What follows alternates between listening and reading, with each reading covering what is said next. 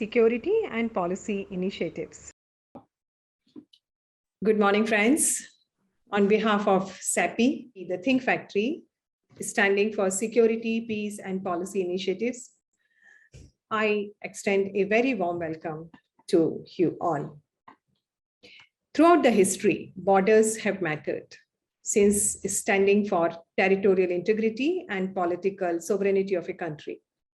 In modern times, though, the proponents of globalization dream of a borderless world, since issues like free flow of people and free trade and global warming, etc., cannot be easily tackled in a world restricted by borders. And yet the borderless world, to great extent, exists only in virtual spaces and not in reality. No wonder the borders and the border disputes continue to be common source of political instability and military conflict around the planet. Personally speaking, having experienced what it feels to be standing at Wagah border dividing India and Pakistan, or DMZ dividing South and North Korea, I can say with conviction that borders, more than being a physical dividing line, could be of great psychological and emotional value, defining a countryman's identity, belongingness, pride. In a nutshell, his or her whole being. However, when it comes to management of these borders in a context like that of India, due to endless challenges given borders' lengths and geographical intricacies, including hostile terrains, it becomes a real work in progress. Border management, not only for India, but also for many countries, remain a work in progress because it requires a sound strategy based on quality inputs and dynamic inputs from a very objective perspective. Well, here at SAPI, the Think Factory, we aim to fill in by helping bridge the gap between knowledge and policy and public policy makers and public policy. It is with this backdrop that SAPI is hosting its second webinar today on necessity for effective border management. Friends, we have very experienced and very dynamic duo, Shri K.K. Sharma, former DG, Border Security Force, and Shri D. Kamlakar, former Additional DG Police, Maharashtra. Mr. Pradeep Gupta is the founder of SAPI and who had been Joint Secretary, Border Management too, while he was in Ministry of Home Affairs. Time to hear from our yet another dynamic speaker, Shri Dhananjay D. Kamlakar. Before I hand it over to him, a little about Kamlakar, sir. Shri Dhananjay D. Kamlakar, IPS retired of Maharashtra cadre. He performed in many important roles while in service as Additional DG, Planning and Coordination of Maharashtra Police. He had been IG, Coastal Security of India and Special Security, State Intelligence Department of Mumbai. He was Chief of Economic Offences Wing. He was member of Committee on Reforms in Maharashtra Civil Services Commission. In fact, most of the recommendations of this committee were accepted by Maharashtra Public Service Commission. Dr. Kamlakar is going to speak on intricacies of coastal security and its management. Over to you, Kamlakar, sir. Good afternoon to all. Good afternoon, Sharma sir. Good afternoon, Gupta ji and all participants. I'm very happy to be here. And the topic allotted to me is coastal security as a part of border management. And Sharma sir has really and elaborately touched the subject of border management. And coastal security is another subject. I think it's a part of border management, but it's a different. We said earlier that coastal security is a different security apparatus altogether, because somebody said that it's coastal security is again different from normal border perception, because we have a border where there are layers, and we in a common parlance we say the land border, but here we really see the dynamic border. all the time changing border. There are so many activities going on in the border, and we are not sure how to guard this border. And therefore, as we unfold, we'd like to see the complexities involved in this coastal security management. Next slide, please. This coastal security management, as a part of border management, comprises so many things. I mean, we have huge number of ports, industrial hubs, cities are along the borders. Earlier slide, please. Earlier slide, please. Back slide, please. And the 7,500 kilometer long peninsula of the coastline of India, really it is a great challenge. And normally this is a reservoir of economic, and so many finance like Mumbai and so many cities are there, so many ports are there, so many major minor ports, and it really makes the border management of a coastal from coastal security point of view, so very difficult and very complex and very challenging task. I don't say that's a compared to land, it is much more complicated. That's what I feel, I feel, because our exclusive economic zone, not from the land, goes up to 2,000 nautical miles, and mind well that 1 nautical mile is 1.86 kilometers. So in terms of common understanding, it really is double the normal area which we have to guard, we have to police, and we have to take care of. Apart from this exclusive economy, we have many islands, and it's very difficult. It's very important that we protect the unity and integrity of the country. We have seen the incidents wherein we see in 1993 the explosives were brought in from the coastal route, and in 26/11 it's a very very well known example how it was proxy war initiated by the Pakistan, and we have seen the mayhem in Mumbai city in 2008. Next, please. Territorial waters are 12 nautical miles, wherein our law of the land extends for from the criminal activities point of view, and CRPC extends up to 12 nautical miles. The contiguous zone is up to 24 nautical miles, wherein 20 nautical miles, wherein Customs and Narcotics Act are also applicable. And as I said earlier, the economic exclusive zone is up to 2,000 nautical miles, wherein we have our country has a rightful right over all the minerals, all deposits, all the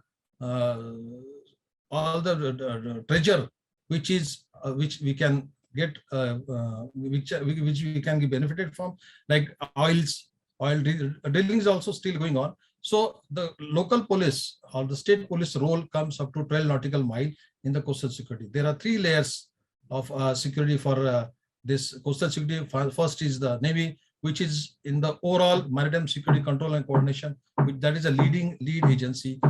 It is supported by the Coast Guard, which is a coordination between state and central agency. It has a dual role, and it has a jurisdiction from 12 nautical miles to 24 nautical miles. But in practicality, they have to coordinate with both the Navy and also to the state police. So their role is very vital, very important from the point of coastal security. And there comes the role of state marine police jurisdiction, which is 12 nautical miles from the shores. That is a territorial jurisdiction. Here, the local police has to take care of the not only crimes committed during this jurisdiction, also the security point of view. It also has to police the marine activities like fishing, then trading, and so many activities at the same time going on. And the major challenge, as I will later on let you know, the major challenges of our jurisdictional policy is to how to focus the jurisdictional approach or land approach to this marine approach, and that's the biggest challenge we are facing. And we have definitely made many what you say is advancements, and we have definitely shifted our focus from land management, land jurisdiction to marine jurisdiction, and unification of both the jurisdiction. Next, please. Next slide, please. Yeah. As I said earlier, there are this marine activity comprises so many activities. Apart from, there are 5 million registered fishermen along our marine our coastal lines. I must say that all the trades, cargo ships are moving in the sea. 90% of the trade of the country is coming from this sea route, which we generally lose sight of, because we generally, the 90% of the our trade, incoming trade or outbound trade, is through sea lines, because it's very cheap mode of, and internationally we have to take care of the cost factor also, and other factors which makes this very economically feasible. At the same time, if you see the major hubs, there are thousands and thousands of ships waiting for going to the ports or going out of the ports. So these activities, coupled with fishing, fishermen's activities, there are ports, private ports, there are drilling activities going on, ONGC and all other agencies, they're also having a oil drilling activity going on. So this makes coastal security is very different, complex and challenging task. Coordination is very difficult, because there are so many agencies involved in this coastal security exercise. Then there's coasts are available from anti-national activities, smuggling of narcotics. Recently, we saw some narcotics big seizures in Gujarat area. Then there were instances of piracy by the South African nation, and our Coast Guard definitely retaliated in a very nice and perfect and very professional manner. There is again a illegal migration refugee, as we saw in some few years back, that there was a reflux, there are migration from Sri Lanka to India, and there is again a problem, many times a problem between Sri Lanka and India. So these things also pose a serious problem. Another problem is about our creek areas, where in Gujarat with the geographical proximity with Pakistan, and there is a vulnerability infiltration. So many fishermen from Pakistan come to our side for fishing. Many fishermen from our side, as far as back from Kerala, go to Pakistan side for fishing for their economic activities, because the fishes which they have found on that side of the sea, they bring, or they have a more value in the fisher market. So these issues create so many diplomatic issues also, because fishermen from one country going to the jurisdictional area of another country, and there are diplomatic issues, and there are so many diplomatic talks many times go on for a release of their respective fishermen. Many times there is a lot of agony amongst the fishermen back at home, so that their fishermen who are generally going for a fishing activity, they are held back by the enemy state or neighboring country. So this is again a very important aspect of coastal security. Another important thing is there are small and big islands. There are 1,382 big and small islands, and they are spread all across the sea, and they are quite away from the mainland. So again, the security of such small and big islands, and we have to take care of this, because the flora, fauna, and another resources which are available there, we must protect them, and we must take care of these islands also. So this again poses a big problem for in the coastal security. As we can see that Andaman is as big as Singapore now. The Navy and Coast Guard have been made in charge of this security of this Andaman from a coastal security point of view. Next, please. Then coming to the constraints, there are so many constraints as far as policy is concerned. In each state, there are police stations. During after 26/11, really we got into the coastal security very seriously. Central government and state governments have taken so many initiatives. One of the important constraint in the police stations, in the coastal region police station, is the constraint of manpower. As it is, police faces constraints in manpower in general, but there are constraints for coastal security because the skills required for policing in coastal area or on the sea are quite different from the skills which are required for the normal policeman to carry out his day-to-day duty. Because the go for a patrolling, to make the boats available, it's a very tiring job. It's very tiring job, and they don't have that skill. They're very tall. They are not trained into that. Therefore, this manpower, not only manpower, but the technical qualified shortage of manpower in the coastal security is very important constraint. Then there is again a problem over the difficult terrain. You see, during 3 months of monsoon, all the activities of fishing are banned. in all over India, they are banned.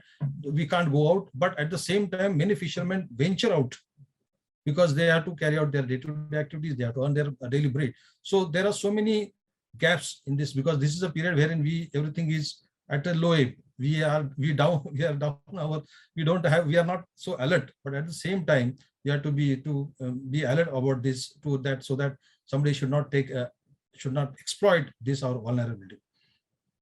As I said earlier, the coastal states and islands, so many, they are dispersed widely beyond shores. We have to go there, we have to come back again. There are many islands which are not there is no inhabitation. We can't survive over there. So going there and staying there and coming back, it is a really very, very hazardous and very, very not a pleasant task for any security personnel to go to perform this duty. Important, another next point is about the single template of coastal security.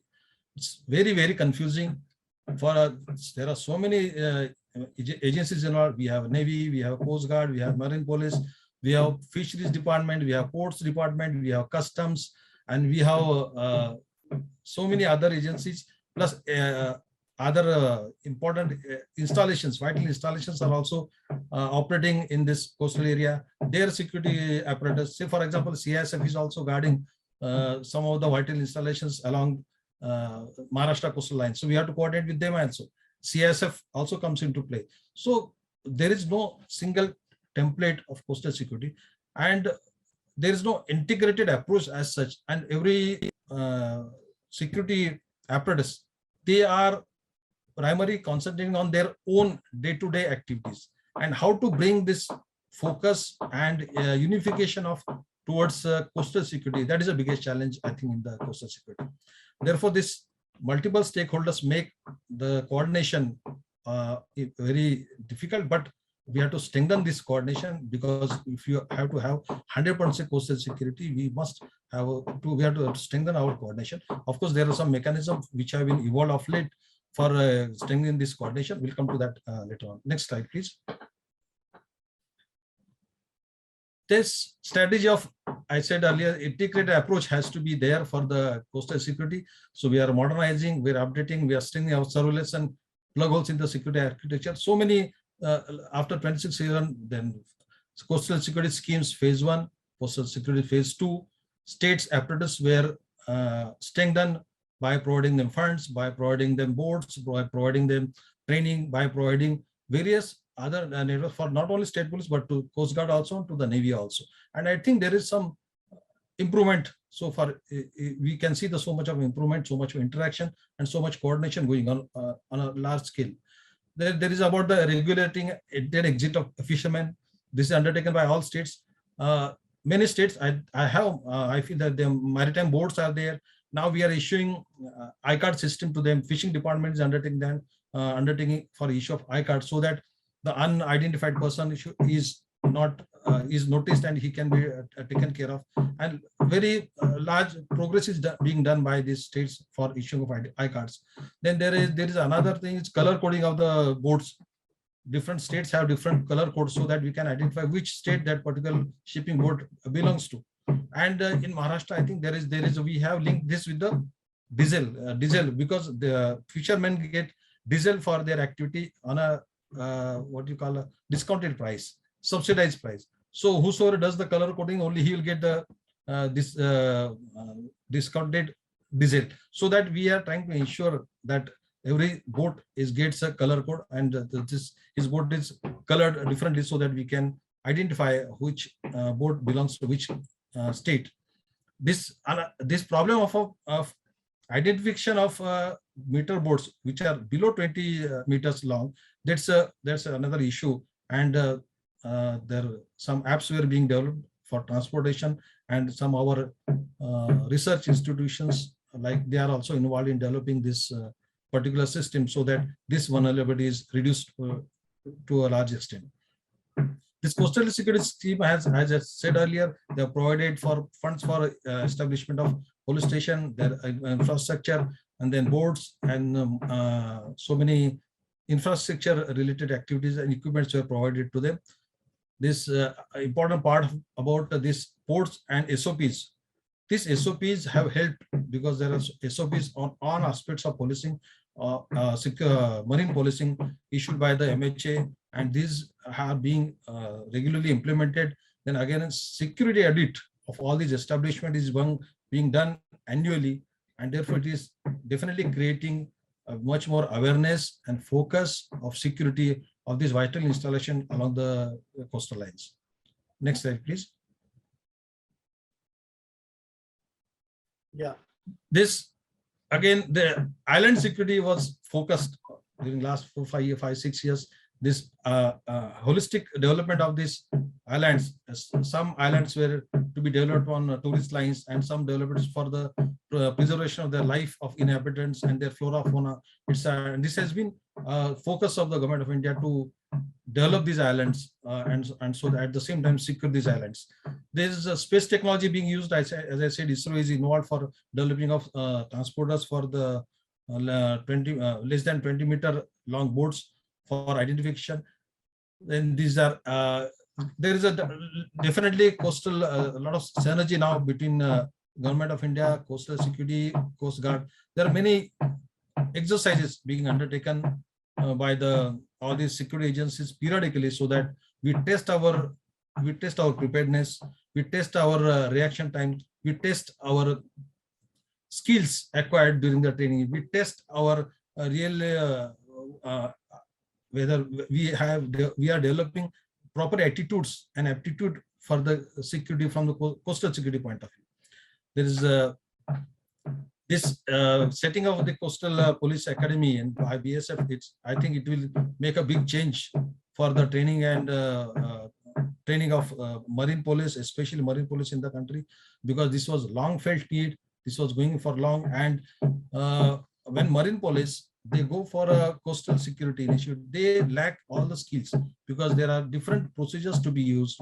For example, how to stop a ship on a sea, how to seize, how to check it, how to make seizures over there. So it not only involves procedures, but it also involves so many skills. For example, firing and the sea, because it is totally different from what we see in the land. So this particular training, I think Police Academy, I think will go a very, very long way in coastal security. I think this will be biggest contribution in the coastal security of the country in the years to come. Next slide, please. This coordination mechanism, as I said earlier, has going on from the district level. There are district committees which they meet on periodically. DM and SPs, they conduct meetings with their counterparts along the coastal security framework, like Coast Guard, Fishing Department, ports, customs. They meet periodically and they submit their reports. They submit their reports to higher ups, so that when it comes to state level, they also conduct meetings monthly, quarterly, and half yearly, so that the issues which are evolved, they are taken care of. At the national level also, so many meetings are taken care of. NCS, MCS has been set up for coordination, and the cabinet secretary of the rank of cabinet secretary, they take the review of all the issues. Chief secretaries are involved in the meetings, and CNS and all the secretaries of the department, they deliberate and focus on the major issues which are hindering the coastal security. And I think these interactions have helped so much, because there is a lot of churning. In fact, I remember Mr. Guptaji's time, there are so many meetings, and we are always on the toes to prepare ourselves. And the tempo generated by these meetings and this interaction really creates an atmosphere for the coastal security to change the perspective from land border to coastal security. And I think these meetings, these coordinations will go a long way in the times to come. Of course, there are so many issues also. There are so many centers, joint operation command centers are operating in Maharashtra, in all the states wherein state police, Coast Guard, and Navy, their personnel sit together and they monitor the movement, they monitor the patrolling, and any issues, they are immediately alerted to the concerned top brass of the concerned organizations, so that all unitedly and in a unified manner they can tackle the issues. There is a lot of coordination going on.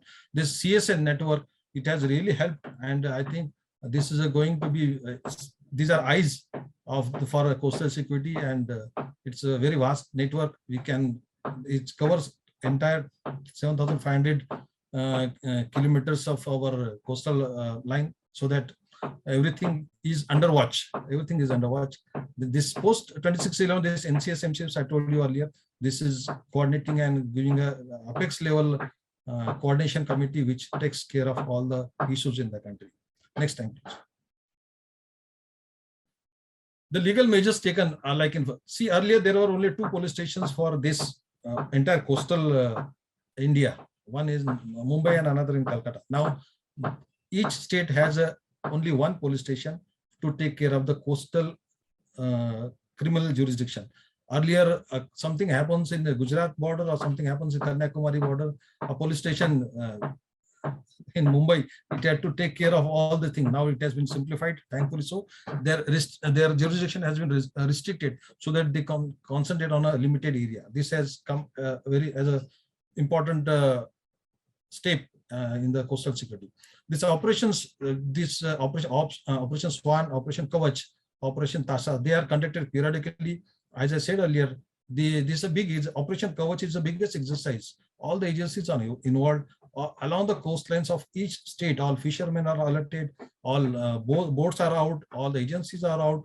There are mock exercises going on. There are forces created on the both those sides, forces which will infiltrate and forces which will futile their infiltration exercise. It's very interesting exercise. It's a mock exercise, and at the end of the exercise, we deliberate who was correct, who was wrong, what went wrong, which thing could have been prevented. And it's a very important exercise, and it churns our coastal security apparatus during this Operation Kavach. It has definitely helped in interagency coordination to test our skills, to test our preparedness, and again improvement for further coastal security management.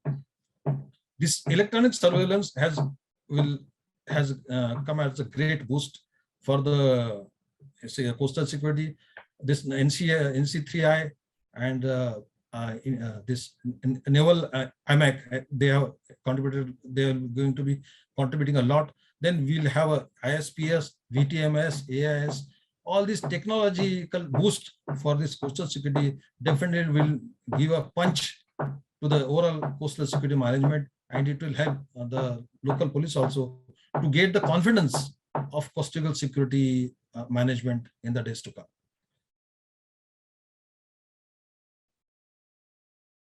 I think we are on the cusp of achieving a very solid state of coastal security management in our country. I think all the agencies are involving themselves in a big way, and I think we'll be in a better position to secure our borders. Especially, we say that there is a string of pearls, and China is trying to encircle us from the other side, especially seaside. So these things are required for the overall security and unity and integrity of the country. Thank you so much. Thank you, sir. Sir, this was so interesting.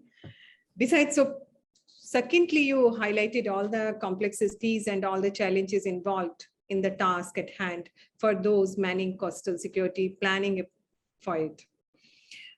Sir, you mentioned about Mumbai attack in 2008. In fact, I have a very interesting question in my chat box from a participant, which we'll take in due course, because the very mention of Mumbai attacks 2008, it still, shivers down our spine. Thank you so much, sir, for your insights and suggestions, which were based on your first-hand experience as the man of action. Thank you once again.